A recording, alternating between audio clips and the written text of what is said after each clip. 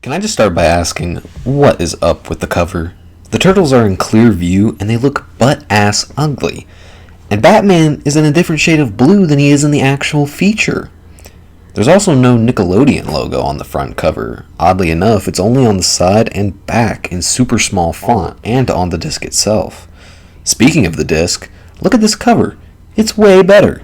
Everyone is in silhouette, but you can still make out who they're supposed to be. And all the logos are equally represented.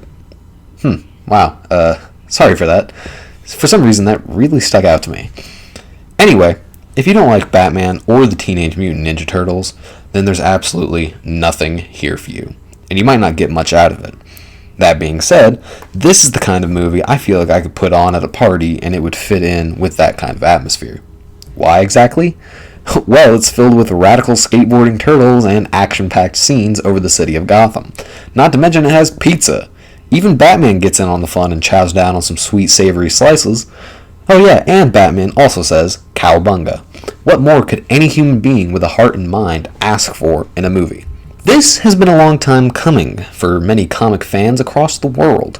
The idea of who would win in a fight between Batman and the TMNT has been hugely debated and discussed on a multitude of forums and fan pages. To say that the movie succeeds and brings to life the ultimate crossover wouldn't be totally accurate to say. For instance, there's no Master Splinter in the movie, even though he's referenced multiple times. And there's no Nightwing either, which would have been cool to see how he fared in battle against someone like Raphael. Other than that, I would say it's as close to a perfect crossover as one can get with these two totally different properties. Not only are Batman and the Turtles teaming up, but Ra's al Ghul and the Shredder, both leaders of their respective ninja clans, the Foot and the League of Assassins, are in cahoots as well. Ra's wants the Shredder's ooze formula so he can mix it with Joker's toxin and spread it over Gotham, effectively killing all its inhabitants. Meanwhile, what Shredder gets out of their agreement is access to Raz's Lazarus Pit so he can make himself immortal. On top of all that, most of Batman's enemies have been infected with the ooze, turning them into weird animal hybrids of their former selves. What I also like about the movie is that it lives up to its title. Batman and the Ninja Turtles actually do fight each other. Once near the beginning, and again a little before the climax. Of course, Batman wins, but I already kind of figured that, and I give kudos to the filmmakers for choosing to represent the Dark Knight's prowess over the lesser skilled and younger, inexperienced teenagers.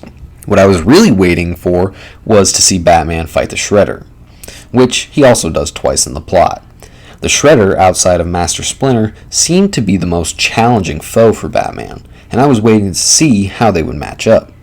Shredder initially wins thanks to his weird death punch he delivers, and the second time he's defeated with the help of the Turtles.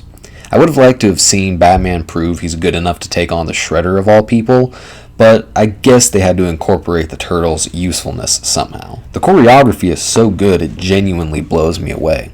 I guess I simply didn't expect it to be as good as it was. The animation is fluent and smooth, and the humor manages to actually pull a laugh out of me every once in a while.